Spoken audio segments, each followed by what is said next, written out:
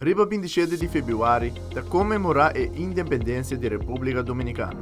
Fundação Dominicana Arubança Juan Pablo Duarte e a comunidade dominicana a recordar junto o dia aqui com ofrenda floral na busto de Juan Pablo Duarte, héroe seguro para o país.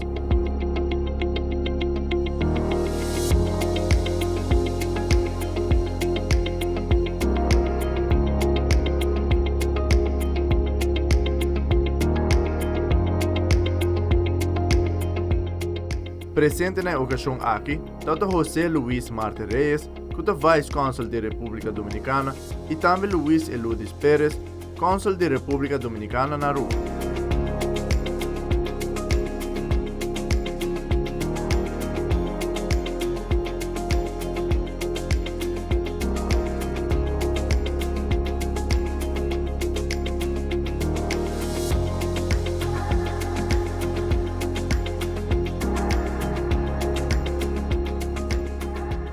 Ribe de luna ainda tras de lomba aqui, a cerimônia está para comemorar os 179 anos de independência da República Dominicana.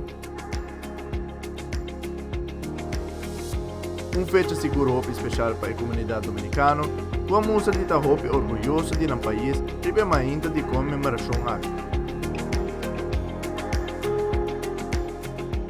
Amita Pedro Evron para Telenotícia.